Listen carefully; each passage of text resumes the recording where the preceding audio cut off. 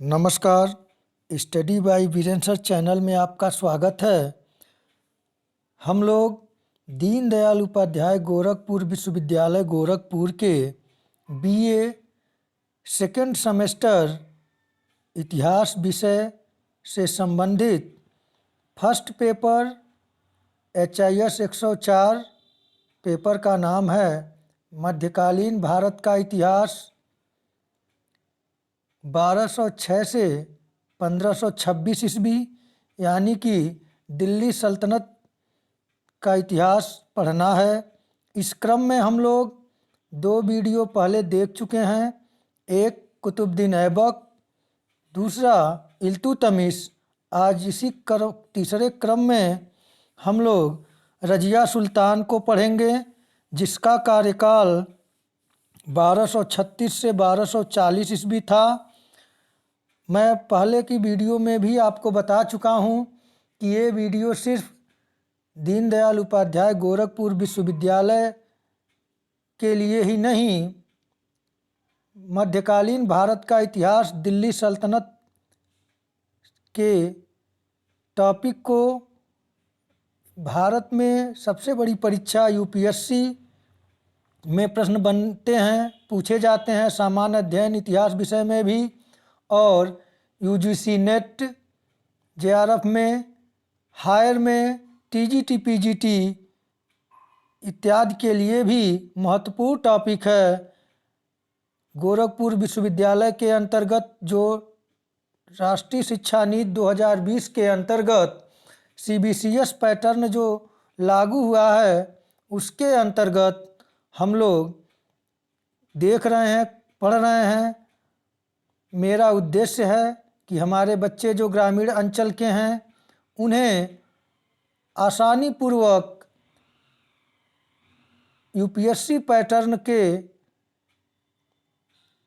साथ इस सब्जेक्ट को, यानी कि इतिहास को, मैं भरसक प्रयास किया हूँ कि दोनों स्तर को मेंटेन किया हूँ, बेसिक से लेकर, और जो महत्वपूर्ण प्रश्न बने हैं इन टॉपिकों में उन्हें मैं रखा हूँ। तो यदि आप चैनल पर नए हैं तो चैनल को लाइक, शेयर और सब्सक्राइब करना न भूलें। आइए, स्क्रीन पर आप देख रहे हैं रजिया सुल्तान, कार्यकाल 1236 से 1240 है। इल्तुतमिश ने अपनी मृत्यु से पहले जब ग्वालियर से वापस आया तभी अपना उत्तराधिकारी रजिया को घोषित कर दिया। यदि प्रश्न यह बने कि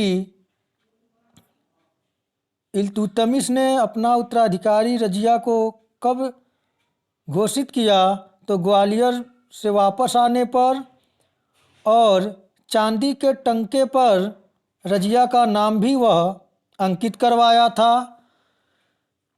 लेकिन 1236 ईस्वी में इल्तुतमिश की मृत्यु होते ही दिल्ली के अमीरों ने उसके पुत्र रुकनुद्दीन फिरोज को सुल्तान की गद्दी पर बैठाया, परंतु रुकनुद्दीन फिरोज जो था वह एक अयोग्य शासक था।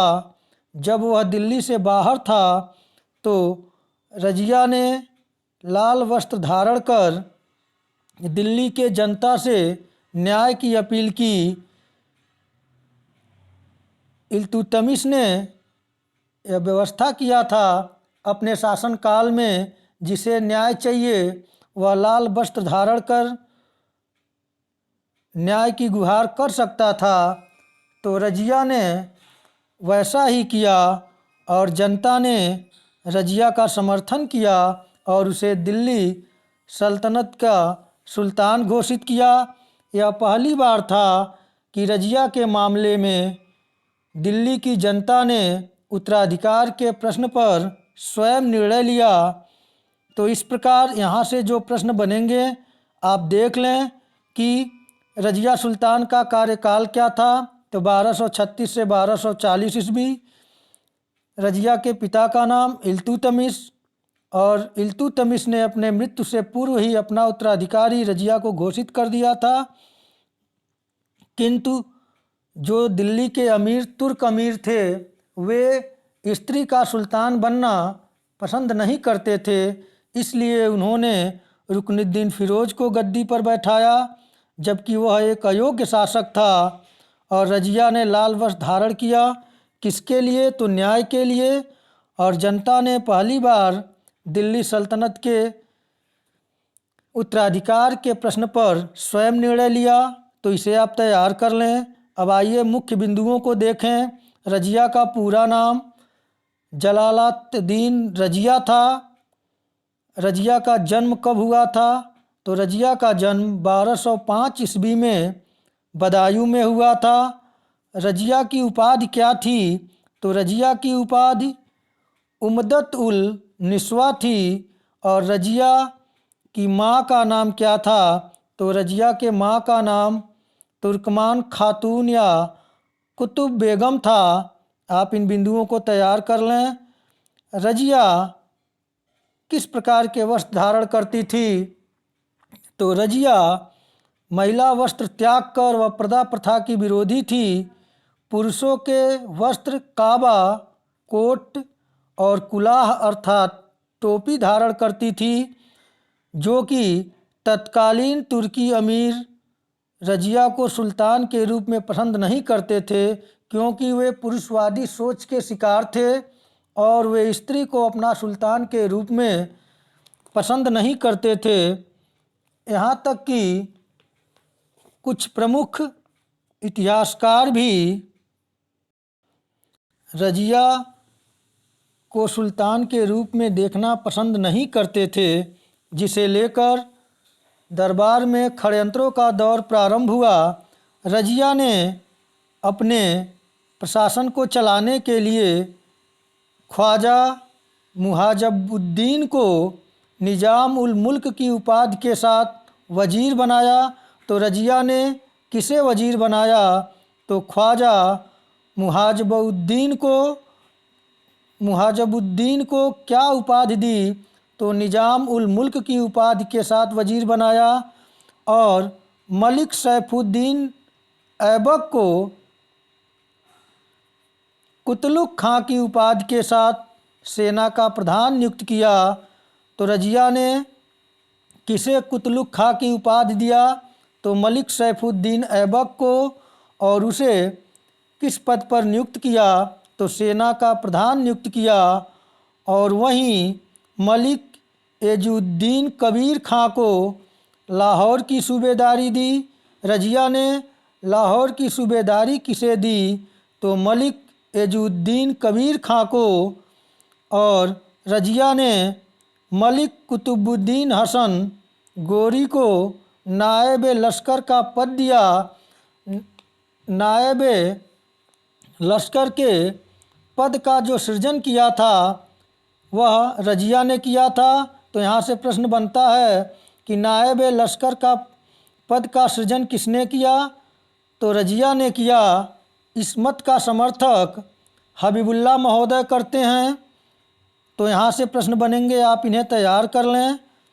आगे देखें। रजिया ने तुर्की अमीरों पर नियंत्रण स्थापित करने के उद्देश्य से अबिसिनियाई मलिक जमालुद्दीन याकूत को अमीर आखूर, जिसे अश्वशाला का प्रधान कहा जाता था, का पद दिया।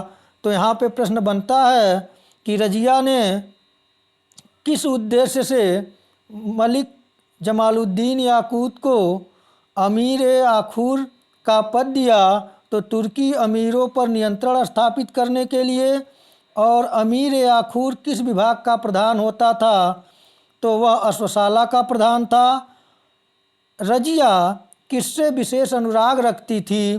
तो वह अबिसिनियाई हबशी मलिक जमालुद्दीन याकूत को से विशेष अनुराग रखती थी, जिसके कारण तुर्की अमीर रजिया से और रुष्ट हो गए।